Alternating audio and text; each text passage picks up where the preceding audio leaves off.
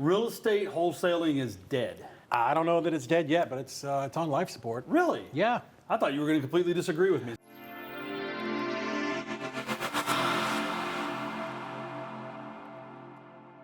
Welcome back to Real Investing, where we talk about real investing for the everyday investor. Tim Harridge with my buddy Ryan Harper. And my friend David Olds. Yes. David, thanks for coming in. Hey, man. Appreciate you having me. Yeah. So let's just dive right into it if you don't mind. Jump in. Real estate wholesaling is dead. It's, I don't know that it's dead yet, but it's on life support. Really? Yeah. I thought you were going to completely disagree with me. So No, here we I, go. I thought you were being, just making a cheeky I thought you've been comment. watching my videos, man. Oh, I do, No, but- I said for a long time, and I think I'm being very conservative, that I think wholesaling's dead in 3 to 5 years. I think it's moving in that direction. I think what a great positive note to start this podcast out. But no, I think that wholesalers and real estate investors, we have a bad reputation. There's nobody that stands up for us in any of the government parties. But I think that we're actually moving backwards. I think that wholesaling, South Carolina has proved that they have figured out a law. Right, they've done it. I don't think it's right. I think it's wrong. I think it could be overturned if somebody wants to put $3 to $5 million at it and take it to court and overturn it. But until then, I think they've figured out a law that works, and it is going to be adopted by states across the country. So I do think we're moving in a direction where it's going to be very difficult to do assignments of contract, where you're going to have to actually start closing on properties. And the good news is, there is good news. Funding is now far easier to get than it was in 2002 when I was starting. Go on. Right?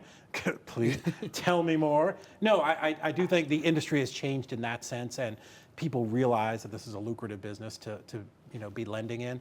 But no, I do feel that, everything is moving in that direction. And from our vantage point in our company, we see a lot of transactions happening across the country and working in different states. So is it dead? Nope. But I feel like it's moving that way, and we're going to have to adjust. Well, I think in general, so by the way, we're not politically correct here. We're happy to be political if needed.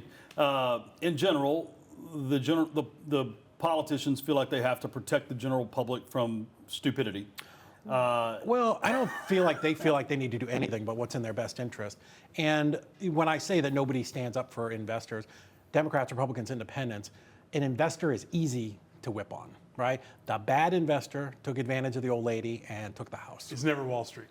Yeah, well, they're not as much. But there's a reason that none of them wanted to buy direct from seller. Yeah. Like literally, the conversations I had with very powerful people in that space were like, oh no, we never want to be buying the house from Miss Susie. Yeah. We'd much rather buy from a bank or a sheriff or someone. But do you think easier. You think it's that social aspect of it? Oh, absolutely. Okay. Absolutely. You don't think it's a process problem? I'm getting in the weeds. 1,000,000% sure. Okay, interesting. That it was purely Because they would rather have Tim Harridge be the bad guy that bought the house from little old whatever. No, we didn't ask where the house came from. We just bought it from him. And the big bank buys directly from a Tim Harridge. Oh, absolutely. Got it. Absolutely, hands down. It wasn't my friends at Blackstone or Invitation Homes that told me that. It was several other large people that own 10,000 plus houses. Really? That direct to seller was laden with liability. But the thing is that going back to this, you said North Carolina, South Carolina. South Carolina. Yeah. When they do, are they only singling out the ability to sell a contract? I mean, I'm not a lawyer. I don't know if you're a lawyer or not. I am not. But so. We know I'm not. And I did not stay at a Holiday Inn last night, so. But what I'm just saying is because you can buy and sell contracts pretty much for every business ever. Are they Yes. doing that across the board or only for real estate? Here's the law that they did. Again, so I was always of the stance that wholesaling will never go away because assignments of contract are far too baked into common law, right?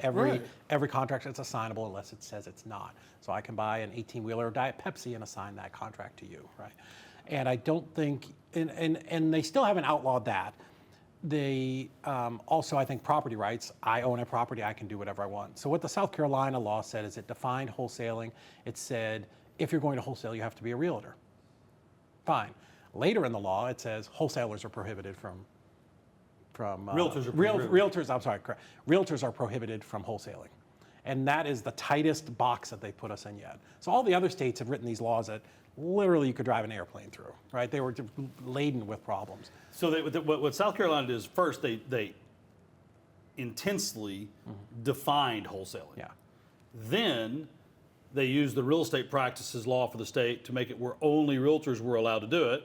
Yeah. Then they used the realtor laws and regulations to make it where realtors were not allowed to do it. Yeah.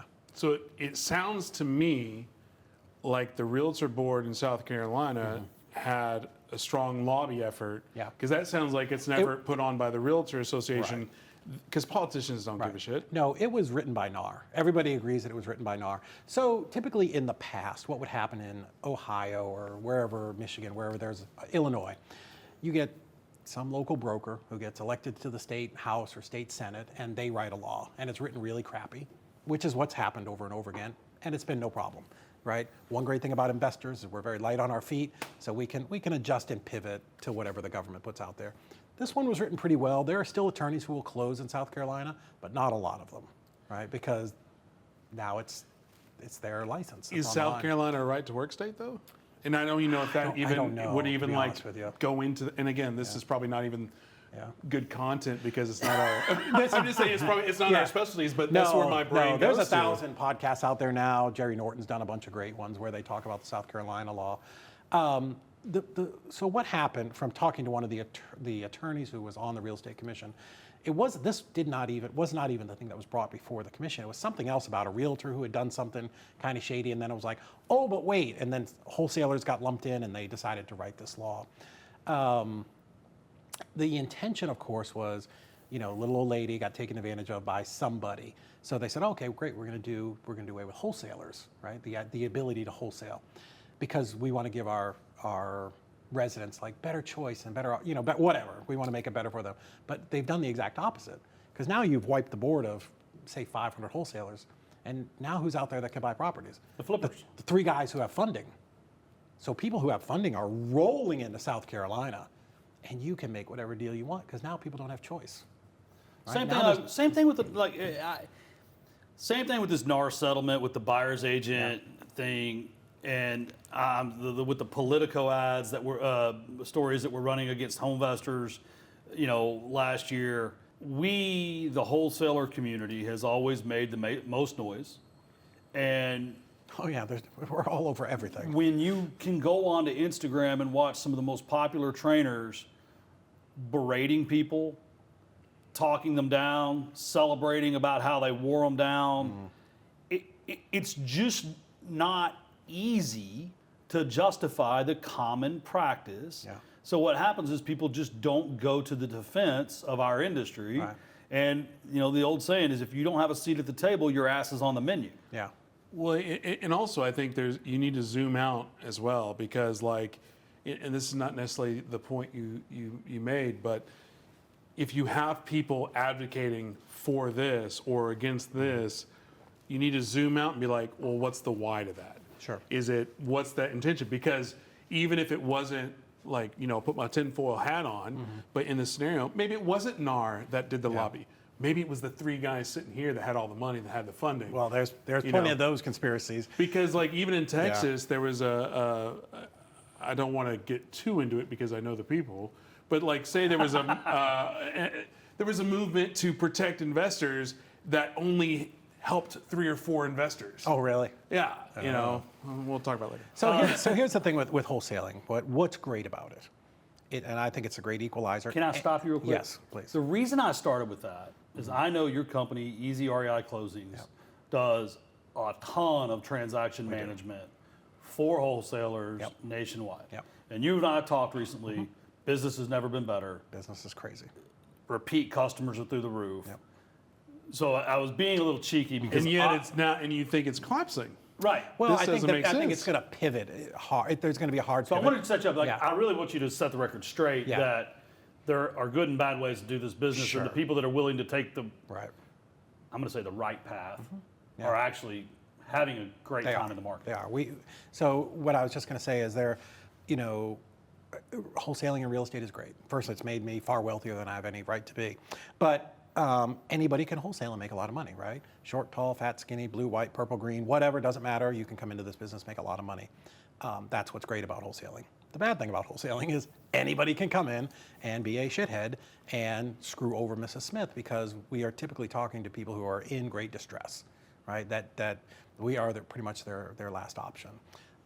So yeah, if you do the business right, 100%, this is amazing. But there are goofballs, and we've fired some of those guys who do business.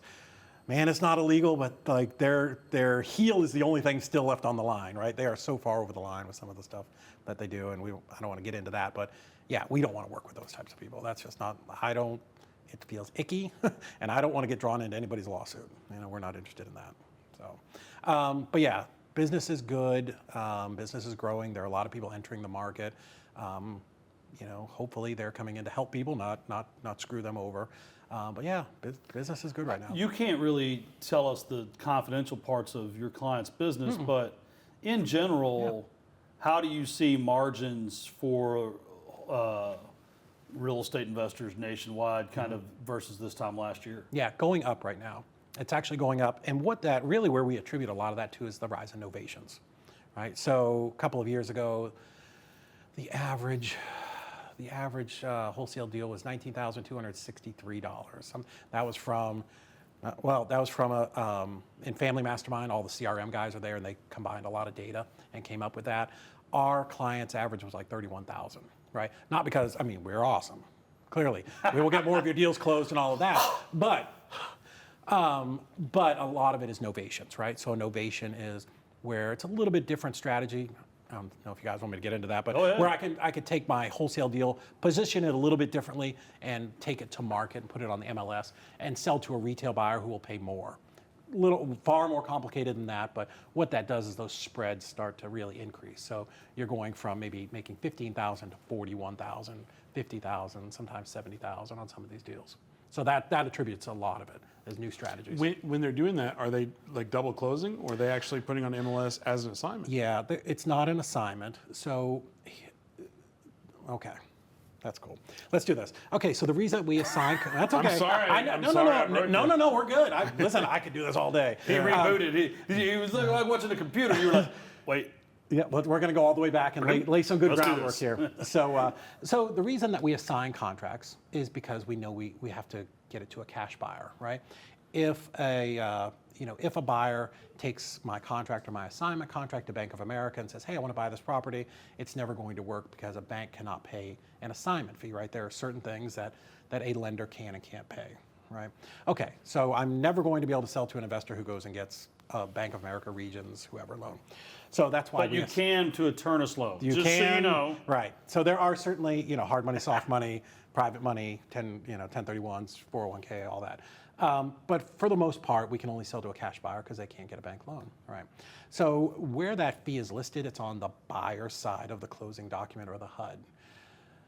So people were smart enough to figure this out, and this isn't anything new, right? Everything that happens in wholesaling has been done in the commercial business for 50 years.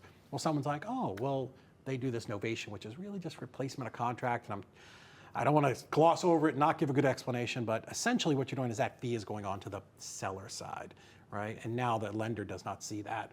So there's some paperwork involved, an attorney of fact, an indemnification agreement, but with some different paperwork, I can now take that property, put it on the MLS, right? Now, the criteria is it has to obviously pass an inspection, right? An FHA inspection or whatever home warranty inspection there is going to be. And now I can sell it to the end user, right? So as long as the property is livable, right? So it can still be pink tile, laminate with the metal trim on it. It just has to be livable and something that will qualify for a loan. But now I can bypass the investor and I can go right to John and Susie who want to buy their first house. So as a transaction coordinator, you're laying out strategies. Yeah. Is that something that you do for your clients? Or is that something as an investor I need to be aware of? Yeah. And then I'm like, hey, David, this is a strategy I'm implementing. Yeah. Go for it. Yeah, I tell people I don't buy your deal or sell your deal, right? So, our average assignment fee or average profit on a deal is $31,000.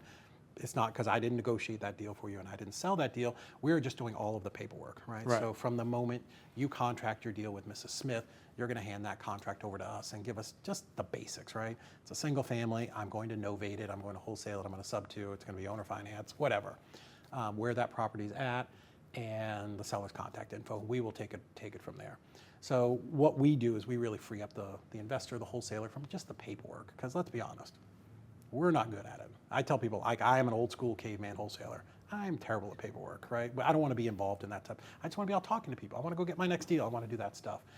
So yeah, so we take all of that. You tell us how the transaction is going to be structured. Hopefully you've got the right type of contract. If not, we'll say, hey, this isn't really match what you say you're going to do. Can we pause real quick? Yeah. You keep using the word innovate and innovation. When you first use it, I was thinking that you were talking about like, hey, I'm going to innovate by using an iPhone. Innovation. So can you define that? Just Sure. because like I'm not familiar with that Okay. term, and that might be a common term, and I apologize for my ignorance. That's okay. So like I'm adult enough to know like, hey, you don't have to be smart. Just if you're stupid on something or ignorant, just ask the damn question. Sure. So can you define that real quick? So in a wholesale deal, it's an assignment of contract. My contract with you, I'm going to assign that to Tim. Right. I'll make the difference there. A novation technically means, again, not an attorney. This is not a course on novations, but it means replacement of contract. Okay. So initially, I'm going to have a contract with you, right? You are selling to me, to my company. What happens in a novation is I'm going to go out and find my retail buyer. I'm going to basically take my name off of that contract, put his name on. So it's one transaction from you to him. You're going to just pay me a marketing fee on your side of the How closing common? statement. Because I've never seen that in Texas. A lot. Really? 40% of our deals now are novations. Okay. Yeah, the last 3 years, it's really Okay. taken Yeah. hold. Yeah. I don't do it Right. because my wife is a Texas real estate broker. We're principals in the company. It just like I've been before Trek before the Texas Real Estate Commission, I've been before Tennessee Real and Estate Commission. it's just not enjoyable, and we just choose not to do it. I'm not saying in any way throwing shade on the strategy. Yeah. Right. I think as a fiduciary, which a real estate broker is, starting to interact with the MLS, and it would be gray really quick. So give me some rope on this, Yeah. just so I can define it in my head. Sure. Would novation is another way to look at it is like, yes, taking my name, putting Tim's name, and then just putting my name as a byline and a marketing fee type Essentially, thing? right. Okay. Yeah. Yeah. Sorry for this break. No, in it's programming. good. It's almost Yeah. like we used to do back in the old days, net listing agreement. It's yes. So like what happened is, we go write a contract with someone, or if they'd want 100, and I could only give, talk about being old. Like, you could buy a house for 100. They'd want 300, and I could only offer them 260. But like, tell you what, I can actually list it with my broker, and I get everything above 300. And they would be, and people used to love to do net listing agreements, but then the board had a problem with that. Yeah. Moving on. Yeah.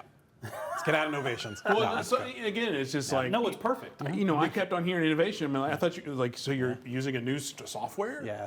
Yeah. So thank you for that. No, pause. you're good. You're good. Or assignment profits 31,000, higher than this time last year. Same customer, transaction count. Like, are they doing more deals? Yes. Less deal for more profit? How are you seeing that shake out? Our clients are doing more deals. I think we went from like 3.1 to 3.4 closed deals per client, which across all those clients Is that a per lot. month or? Yes. So here's why it's growing. The best wholesaler in the country, the best, is going to get 1 out of 10 deals, right? 10 leads are going to close 1, right? So that's making cash offers. Make sense? So now with the novation strategy and sub 2 and owner finance and right, so now of those 9, because that's the way my brain works. I'm like, well, 1 out of 10, that's great, but what the fuck about the other? What are we doing with the other 9 people that need help? So now it's just another way to take another bite at the apple, right? So that's why their contracts are actually increasing per client, because now they have a second and a third strategy, right? Oh, cash offer doesn't work. Let's try novating. Oh, you're sub 2, I can rent it. Maybe I could buy it sub 2. Maybe I could wrap, lease option, those types of things. So my favorite part of this conversation is this is like no bullshit. These are actually people closing deals. This isn't I locked up a transaction. This isn't something flew against the wall. What you're telling me is the investors that are actually closing deals are closing more of their leads in today's market, making more money per transaction in today's market because they got creative. Yeah, and yes, and I'll also say this, like, I own the company, but like I have an amazing team of people that do all of these things for me. Yes, so yeah, adding these extra strategies 100% is helping them. That's amazing. Yeah. I think on that, it goes back to being able to, yes, you have your niche, but if you don't diversify in strategies, diversify in tactics, if you stay closed-minded, if you're just doing the same thing over and over and over, eventually you'll die on the vine. Yeah, So you and- have to be evolving. You do, and I will tell you, as somebody who ran a very large wholesale company, that gets hard too. Because if you run, like we had 8 acquisitions managers, 4 dispo managers at one time, so that becomes very like production line. We're just burning through. It's very hard to do all the different strategies, right? It's just challenging to bring people in that quickly and teach them how to make wholesale offers, and if that doesn't work, make the novation offer. If that doesn't work, do all of these things. So the smaller companies are the ones that are really, they're just really blowing it up, because it's maybe an owner and like 1 or 2 guys or gals, whatever, and they can. It's just easier. It's easier to teach 2 people. Pivot, right? And as to kind of go back to what you guys said, as an investor, we should have multiple strategies, because our job is to help people, right? I get it. We all make a shit ton of money. It's awesome. But the reason you should be in this business is hopefully to help people, Not me. No. I'm just- I mean, I always- listen, you can be a psychopath and just all be for you. You know, actually, Pretend to be, let me dial that back, Yeah. because I actually do enjoy to help people. Yeah. And it got to where I didn't enjoy helping people in the distress space. Yeah. And now I get to help people achieve their real estate dreams by financing them. Yeah, Right. that's Like great. I get to be only involved in the happy stuff. Yeah. I do want to push back though All right. on the helping people. Like, yes, but because I think it gets played out so much. But if investors truly wanted to help people, they wouldn't be taking $35,000, $50,000 assignments. They would take their 5, take their 10, move on to the next. Okay. Cool. So I got And called. again, I'm No, no. all for making the $50,000 assignments. I love it. So I got a call one day from a friend of mine who was the head of the Realtor Commission in Chattanooga. He passed away last year, but he called me and he said, "Hey, I got this deal down in Lafayette, Georgia. It's about 40 minutes south of me." He's like, "Do you want to come down and take a look at it?" I'm like, "Yeah, man, sure, I'll come down there." So I drove down. It's 40 minutes, and I get to the front of this house, and it's this nice little brick ranch house, right? It's 10 Morningside Drive. It's on my Facebook. You can go look it up, all the pictures. So anyways, I get there and I meet a couple of realtors, and I don't know who all was there, 3 people. And I'm like, "Okay, cool, this is a nice house. Why do you guys want me to buy it?" You're fucking realtors. Like, what do you need me for? Right. And they said, "Oh, well, you'll see when you get inside." I'm like, "Okay, what is it?" I drove 45 minutes, guys. What are we doing here? "Oh, the woman, we just bought her or helped her buy a new house. She's a hoarder and animals." And they're like, "It's really bad." I'm like, "Fear not. I have almost no sense of smell. I'm going to Been be there, good." done that. Been doing this forever. Dude, I got from here to that camera around the back door. I had to pull my shirt up because it was so freaking bad. So like, here's a situation where this woman, the reason she didn't want it on MLS was because she didn't want pictures. She didn't want her neighbors to see. She was embarrassed, right? She was in distress, Right. So she had a number. The number worked for me. We rehabbed it, made a bunch of money. I've had other ones where talk to people on the phone, like, "Hey, great, I'll come over, I'll meet you." And I got there ahead of the girl. I mean, I remember this house, it was on Carl White Street or place in Chattanooga. And I'm standing there, she pulls up and I'm like, "Oh, okay, great." She rolls down her window a little bit. I'm like, "Hey, let's go in and you can show me around." Nope. She hands out the key. She's like, "I haven't been in there since my parents died."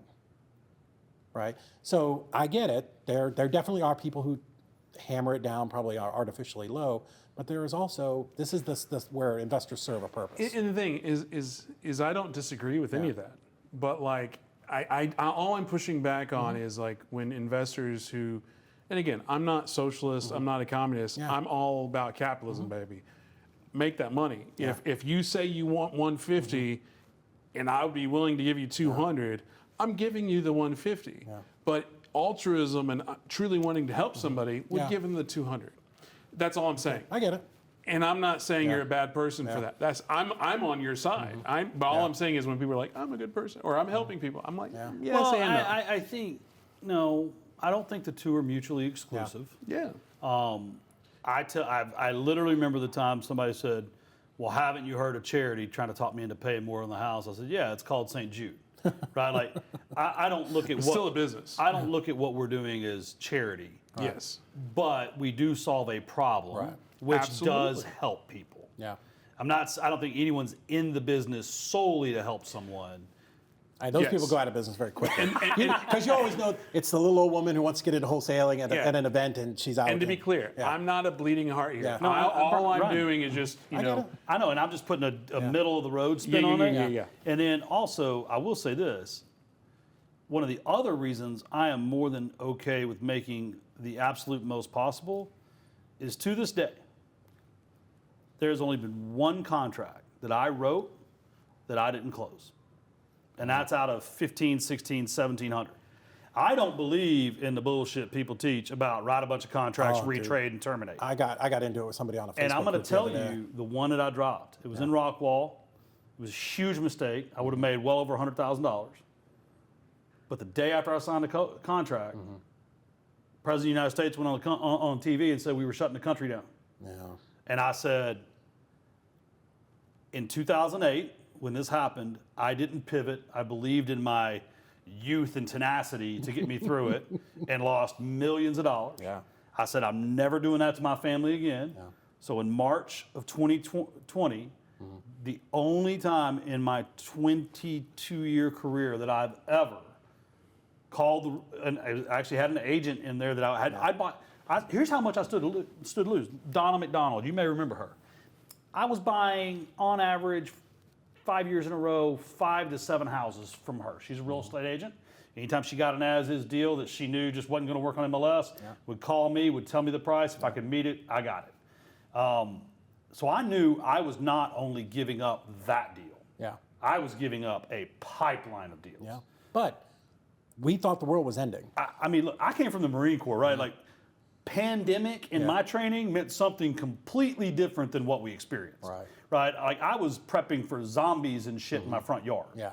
Right? I wasn't prepping for no toilet paper, and then we start giving people $800 a week. Well, let's go back There's to like 6 ways we can go out of that conversation. Well, but I yeah. want to go back to the contract aspect, of it, only because it's. I was in a conversation last night with a former business partner of yours, where we talked about, people don't have the staying in contract mode, and we were talking about how, it's crazy how that is not commonplace anymore. Where you sign the contract, you close the contract. If you take a loss, guess what? You took a loss. Yeah. And nowadays, if you're doing the billions of contracts you're doing, how many of those are actually closing and how many of those are actually, getting canceled? Yeah, it's like 32% that get canceled. Which is insane, It is. considering that in And 20 years, the industry average is 40. Oh, it's 40, gotta be 40 higher, to right? 40 to 45. It's pretty high. Do you fire customers over that? Yes, yes, because the way our coordinators get paid on kind of a blended, like they get salary plus commission. So if I bring you in and we had an investor. We had a guy who gave us 87 contracts and closed 3. Somebody who's all over social media. I was going to say he's probably got a YouTube channel. Yes. Local? Texas. I got you. But that is, we do see a lot of contracts from a lot of the biggest companies and gurus. And Yeah. we do a lot of their files. So we do have the advantage of knowing who's full of shit and who's not. But that's their deal to run. Now I completely lost my train of thought. But you know what? I'm We're going to say talking this. about the contracts and the closing versus let me say committing this, to it. though. Yeah. That's their business model, and they admit it. Yeah. They admit that they're happy retrading, they're happy canceling, and I actually respect that. Like, there's a high degree of integrity. Well, look, I mean, if you are who you say you are, no one can blame you. This is what I do. So I told you I got into it at this Facebook group because we're in a lot of coaches Facebook groups, and I did say the other day, I'm like, listen, these are real people. These are real fucking people. When they don't know that this is a game to us, right? Like, when they sign that contract, they think their shit is happening. They order the U-Haul, they order turn the U-Haul, the utilities Right, off. they are packing their shit. They are moving to the next place. So when you do that, like, you're really fucking people over. Yes. Also with buyers, these are real buyers. Don't get cavalier. It's only $300,000. You should buy this shit. Like, somebody's got to really wire $300,000 to the bank or to the title company. So, you should not be canceling all those contracts. I was never one. I probably closed 90% when I was wholesaling. Well, by the way, that one that I canceled, I called the realtor. I was like, "Can you see if they would take the $5,000 earnest money and let me out of the contract?" Yeah. Like, That's cool. I wouldn't like weasel out. I was like, "Please let me out." Yeah. And she was like, "Well, we got another offer. You sure you'll?" I said, "Yeah, take the earnest money." Like, Yeah. I gave it in earnest, and I am not performing in earnest. You may have it. Yeah, that's part of doing business. When we were wholesaling, we cleaned out a bunch of houses. Sometimes they didn't go, right? lose Like money. we lost money, right? It just happens. Well, and I think that just, for me, most of pretty much all my real estate came from working with Tim. So like I did a deal several years ago where we bought the house sight unseen. And this doesn't really play to this because we bought You it. didn't learn that from me. I know that, but yeah, you're right. But we closed on the contract, and then the foundation was jacked. So I guess this it's not really relevant for this conversation. Well, I've closed on, so Yeah. I bought one Yeah. through auction.com, and I rolled up the house. Couldn't get in because the guy still lived there. I knocked on the door, he wouldn't let me in. And the outside looked great. And it had just been, I could see it out, but it had been bought and remodeled like 5 years before. So I'm like, how bad can this be?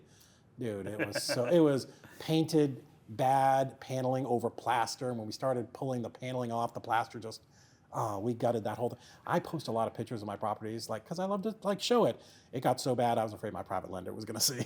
We gutted out every joist in it was terrible. So Yeah, that happens, man. On the one I had, instead of rehabbing, we were like, because our foundation guy went over there and was like, "Do y'all own this?" We're like, "Why?" He's like, "Because I don't know if this will ever pass inspection." What do you mean? He's like, "We could put all the piers, all the whatever. I don't know." And they're like, "So we sold it we put it on the market that day, took our $10,000-$15,000 loss." But again, for us, that point in time, because it was more of a time and a hassle thing versus like, if you put in the money, you put in this time, 3 to 6 months, and it doesn't sell, not only do you lose that time, you lose that money, and now you have that added stress of an asset sitting on your books. Yeah. And I've been a motivated seller too. Like, I had over 100 properties. I've got 67 or something still left. But I had a property that was a rental for years and years and years and literally never been in it once, I think. So tenant moves out. I went over there. I'm like, oh, shit, this is like a $100,000 remodel. Put this thing on the market. Sell it as is. I don't have the time or energy for this right now. What happens? Dude, I call Donovan Ruffin here in Dallas, good friend of mine. Yeah, Donnie. I call Donnie and Omar all the time. Like if I got a rent house or something I don't want anymore, or I need to get a couple $100,000 for some other thing that Jennifer wants to buy. I got no problem. I don't mean like a car or something. I mean like a house. Another business or something. Yeah. Another house. Like I have no problem calling and be like, "Hey, dude, see if you can sell this." Yeah. Like I would like to shift now to more positive vibes. Yeah. As we've decimated the real estate industry. You ain't gonna get a bunch of fluff around here. Well, it's funny is like you're saying you want to shift, but I just got a text from Donovan and he was shitting on somebody else. Oh, it was just funny. So my question is, what are other trends and things that you're seeing in the real estate investing mom and pop industry that you think are exciting, interesting, or intriguing? Yeah, I mean, so in our business, we don't really deal with the newbie crowd. Like, they don't usually come to us. So kind of at the pyramid of clients, we don't get that They bottom. don't know what their time's worth yet. Well, they don't value it. Yeah. Well, yeah, they do it myself. want to change their own oil. Yeah. They want to, they just want to do that stuff themselves, and that's fine. Right? That's not who we're looking for. You know what I think is, I love to see this with our clients is they start small. Maybe they're doing 2 or 3 deals a month. They get up to 5 or 6. Sometimes they get up to like 10 deals consistently a month. But then what I see almost every single time is they expand, and then they're like, oh, this sucks, and they contract back down, and then they go to a fix and flip model. Like almost every single time, I've seen them. Some of our best clients, and of course we lose them then because now they're only doing 2 or 3 rehabs a month, and they don't really need us. They might have an agent who does that, and it's just it's completely local. But I see that over and over again, which is great because why do you think that is? Well, it's an easier business. They don't have to worry about the regulation. The thing about wholesaling is it's a great business, but, and I meant to speak to this earlier, when you talk about close rates. Somebody who works a local model is going to close far more deals, right? When I was local, I'm standing in the house. I can feel it's crooked. I know it smells like cat urine, right? Like I'm doing all the math in my head. Like, oh, okay, I can sell this to Tim for, $179. Why do I get the crooked one that smells like cat pee? I can sell it to to Joe over there for $179. So that means I need to contact Dallas? Okay. wherever. I know, right? Well, listen, dude. When I was wholesaling, we were buying shit for $30,000. So I don't want to go back that far. But so you can just do that math in your head, right? It's you can just feel it. So those close rates are going to be far higher than virtual, where I'm on the phone and I'm talking to Peggy and she's telling me about the house, but maybe not that she lied, but I didn't ask a specific enough question, and now, there's something, right? So But you can't feel it over the phone. you can't, right? So you have to be really good at asking those questions. We had a deal where I think this was a hedge fund that was buying this particular one, and a couple days before closing, like, hey, we did our inspection. It was this, ranch style house with like the pull around garage underneath. So the whole wall above the garage filled with honeybees. So they're like, hey, we need to reduce a little bit. I'm like, no problem. Let's go back to the seller. Hey, by the way, you didn't tell us. We didn't think to ask, but in order to make this work, we need to, You didn't think there'd be honeybees? Come on, David. Dude, I'm telling you, that's one of the weirdest things ever. That's lesson one in the It's Tim Heritage in the- real estate book, handbook is should have check been for on the bu- checklist. Check right? for bees. Check for bees. In, right? in the walls. Inside, In the walls. interior beehives. Interior Yeah. beehives Why in the did your walls. tenant never tell you they heard bzzz, Yeah. It was just a value add of the property. So that's right. interesting. Small wholesale to big Yeah, wholesale and to then contraction. boutique fix Yeah, and flip. yeah. What are some other? Because in your transaction management business, as you know, I use Casey Smith's Yeah, I love company. Casey's. Very good. Local, longtime friends. Runs an amazing company. I think transaction management is coordination or management. Can we call it management? Sure, yeah. It's Because it management is. to me. Because we have some deals that take a year to close. We just had a couple that were over a year. Just in the I don't last think month. there's any better money an investor can spend. Dude, it's the worst. It's doing it yourself is the worst. Let me tell you something. So My wife's been a broker for 23 years, Yeah. and she hates managing Dude, transactions. I own the company. I can step outside my door and hit with one of my little foam balls, 17 coordinators sitting in our office. So let me tell you this. So my mom, she's getting a little bit older. She has some properties all over the country, and she's like, David, I really need these to be put into a trust. I'm like, no problem, I got you. 8 months it took me to get this done because I'm doing it myself. I literally own the company. I could have just said, hey, Claudia, can you come in here and do this for me? But no, I decided to do it myself, and I'm an idiot. And it took, so yeah, no, we should not be doing this stuff. Let's go down that Yeah. path for a moment, because that could be zoomed out so many Yeah. ways, because we talked about that before. It's like the importance of your time, Yeah. and the value of your personal time, and just like, maybe a VA could do that, maybe an assistant could do that. But like, even if they're only doing 80% of the quality you're doing, 80% sometimes is Dan good Martell, buy enough. back Is your good time. enough Yeah. sometimes. Yeah. And it's just like being able to have that taking out of your head and like having that limited mindset of, I'm the only person that can do this job. That's the thing. That's the invest. And listen, like We all suffer from that. This almost killed me in the beginning. That I don't know if it's narcissism's the right word, but as investors, because we are all good at something. So we are fucking the best at something in our business, right? For me, I'm really great at sales and disposition, pretty good at transactions. But because I'm great at that, doesn't mean I'm good at everything, right? But we get that in our head, right? That like, I can do everything, I'm Superman. So you get that combined with, nobody works harder than me, nobody cares as much as me, nobody will put in as many hours as me, all that stuff, which is in itself true, but I can't do it all. You can't scale. I can't juggle 15 flaming bowling pins at one time, right? There's just a limit on what you can do. Math and science tell us 24 hours in a day, that's it, right?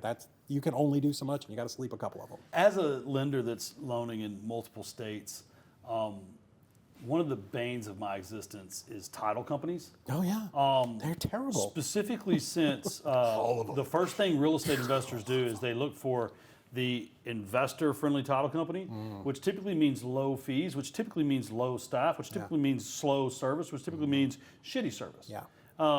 And we send these closing instructions, and it's like well documented, and it's in bold, underlined font where to send the checks and the wires. And I mean, it's literally, they cannot follow instructions that are written for a 2-year-old. Yes. How the living HELL do you deal with so many title companies nationwide that are picked by some of the cheapest millionaires I've ever met in my life? Well, we don't let them pick. First off, that if you come to us and say, hey, I really use, I don't even know who's here, Alamo Title or somebody, right? Like, okay, if we use them, great. If not, hey, we'll give them a shot. But we always tell them, hey, Tim, I get that they're great. We'll give it a try. But if they're not great, we're going to tell you, because this has happened before where our clients have come in and said, I want to use XYZ title company. They're my friend. And after like 3 months, we're like, bro, they are fucking terrible. Like, let me just tell you, I have so many other options for you where we can do this. But no, ideally, with us, because we have 400 partner title companies across the country. And so we know, because we know not all title companies are created equal, most of them don't want to deal with investors' bullshit. Rightfully so, because we bring the crazy, right? We only bring problems, right? Because that's what we do. We go out and look for death, divorce, taxes, probate, bad tenants, like all the shit, and we take them to those title companies. So one of the reasons, it's true. So a normal title company. I've just never heard it said, this is what we look for, and we take it to them. Yeah, It's right? like, So allow me to bring Yeah. a train wreck to Right. your office. So not only are we bringing title companies a train wreck, we're also the least fucking responsive people on earth, right? I tell people, like, our bookkeepers hate us, our accountants hate us, our attorneys hate us, because, my desk, God, if poor Crystal didn't come clean my desk twice a week, it would just, shit would be water falling off the edges, right? My coordinator. I'm confused. Yeah. Is this a proposition to get more people to work with you, Well, or trying to get them not to work with you? I mean, tell it like it is. If you don't want us to work for you, but we're fucking great at what we do, but we do recognize who our clients are. And we were just talking in there, like, how great. If you can train them to work with you, then they're definitely able to work with me. That's right. It's weird how that's going to happen. So, the people that we hire to be coordinators, right? We're very specific about who we hire, right? Detail oriented. They love to solve problems. Right. Like if you were to say, hey, I need a pivot table off of this Excel spreadsheet, which I don't really know what that means, but I know it's a word. Like 17 of them would be like, I can do that shit. I just learned what that is. Did you? It's pretty cool, actually. But if I was to go pick 15 wholesalers and say, hey, which one of you wants to do a chart? They'd be like, I don't know what the fuck you're talking about. Right. That's not my thing, right? So we hire people that love to do this part of the business, which is why we complement investors so well, because we don't want to do that stuff. Like, you're like, we get jazzed up, like, yeah, man, I got this great deal. It's going to be awesome. I'm going to make $40,000 off it. And then you're like, okay, I'm going to give it to the title company. It's like, walking through quicksand. So let me just finish one thing. So not only do we take them the worst shitty files, they have to deal with us who are so unresponsive, right? So this is why they like working with our transactions company, because now it's one point of contact and all that stuff. Well, I think it goes to the fact that, like, in real estate, so I'm a typical real estate investor. Yeah. This is the real estate process in my head. I find a property, Yes. I buy the property, or I get a contract on the property.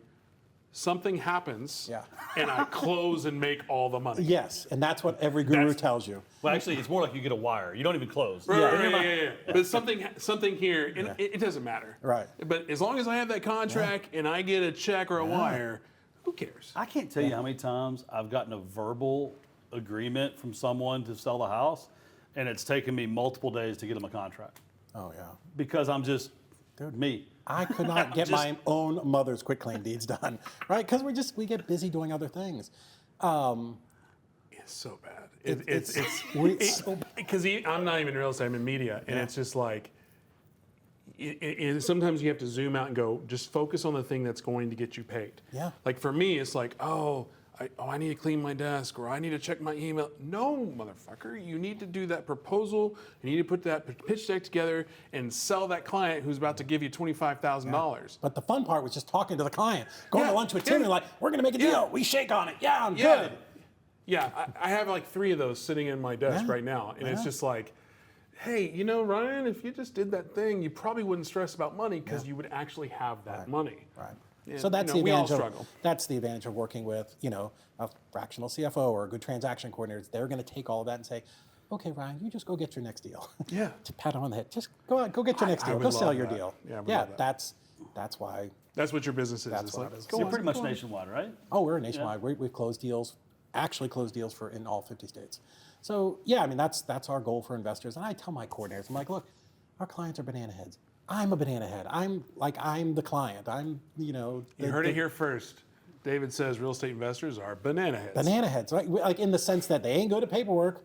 Like there's not too many of them that are really great some thinker stuff brain. happens. There's stuff that happens, right? Yeah, and yeah. then we get a wire, right? That's all I wanted. That's real estate. One of the funniest things is when I started Ternus, like on the first several loans, I was the loan officer. Yeah. I was the processor. Yeah. I was the underwriter. I was the closer. My team that's now on board 7 months later said that they're the absolute worst loans they ever saw in their life. It's because it's like, Tim, you realize you only got one bank statement? I was like, yeah, but I knew the guy. He was good for it. And they're like, that's not the way it works, man. Yeah. So the focus here is, but there was a loan though, right? But it closed. I got paid. That's we right. got paid. In my company, and again, I have an amazing COO, Heather. Like Megan runs our title company. Hannah's my client success manager. Amazing fucking team. Big company. I cannot get into half the software. When I do need to send them, and I'm like, can I have a code, please? They're like, what are you doing? What are you doing in the back side of the CRM? So I think, I'm like, I just wanted to look at something. They're like, just tell me what you need. And we'll I get think it for this you. is a universal thing of entrepreneur types with the mid-sized business. Is like, because like if Naomi and Paul, if you talk to them, like if I get into doing stuff, they hate it when I do that. Oh yeah. They're like, just tell us what you need and we'll do it because you break shit. Yeah.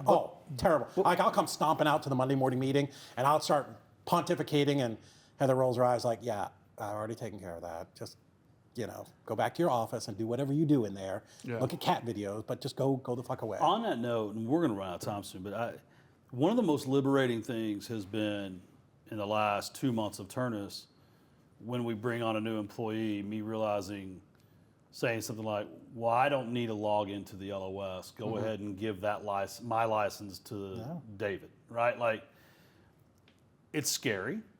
It's hard to let go of. Yeah. You feel like you may lose control or insight. Yeah.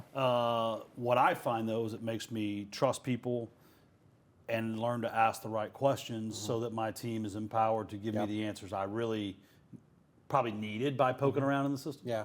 It was a tough transition, right? Kent Clother, I went through his CEO coaching, and as investors, like we talked about earlier, we want to be in control of everything because we think we have to have our fingers in everything. And you start to bring in good people, put them in positions and empower them to do the things. And you want people that believe in your vision and understand where you're going and have buy-in.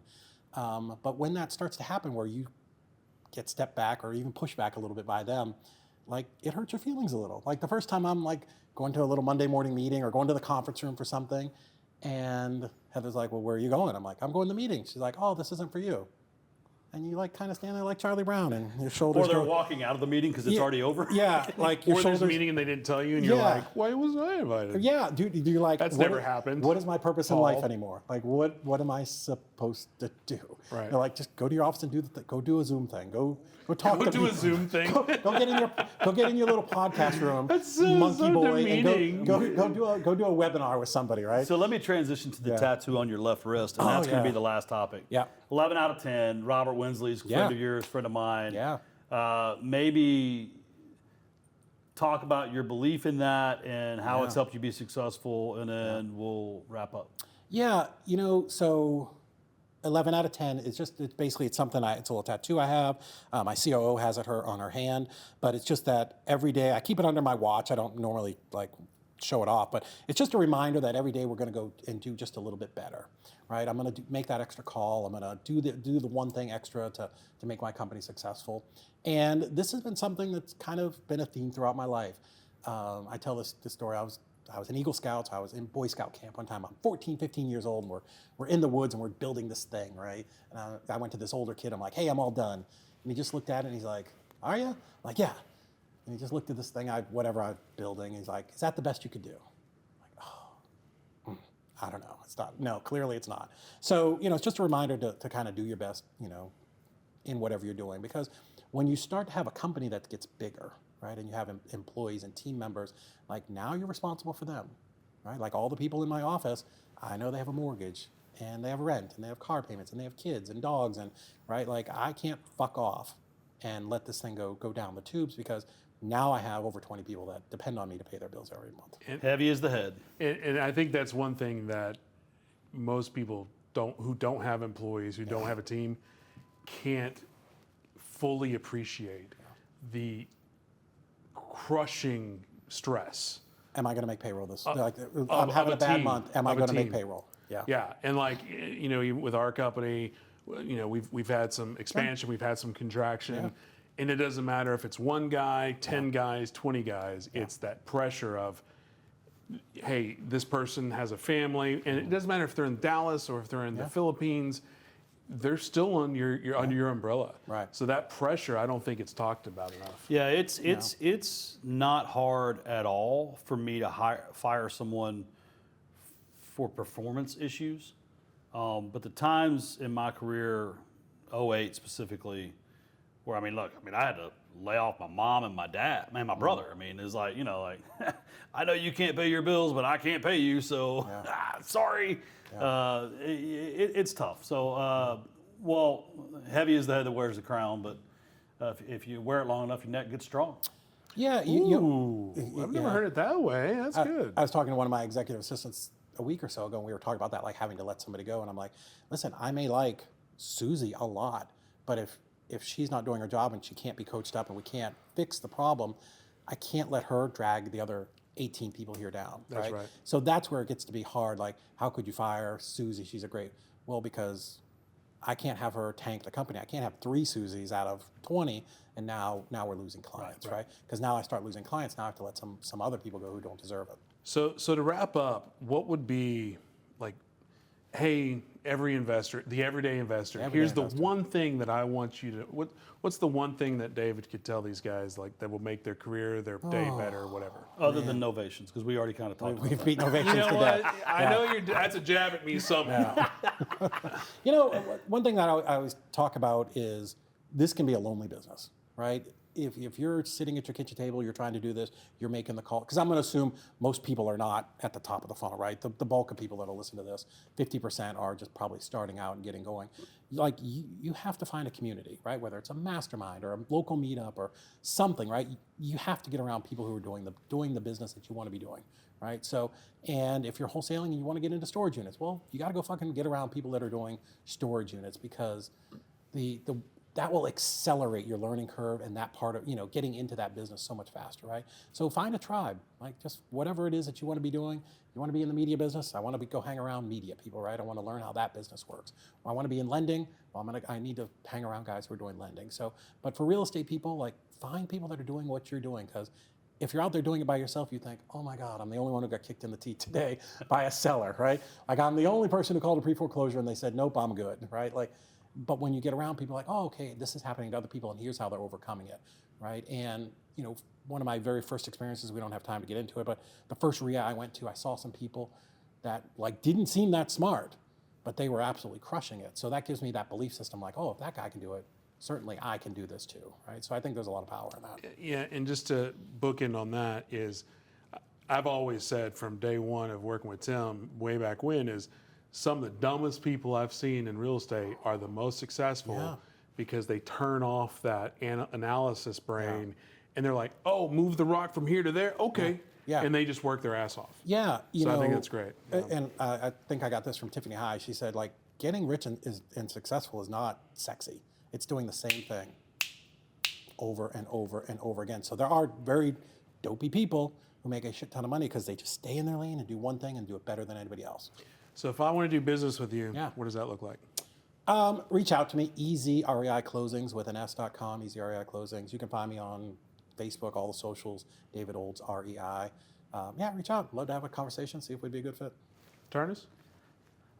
We loan you money, please call us. But I do want to say thank you for being here. Yeah, man, happy to do it. Pleasure to be invited. I don't know how I made the cut. And you're one of the most genuinely kind people in the space.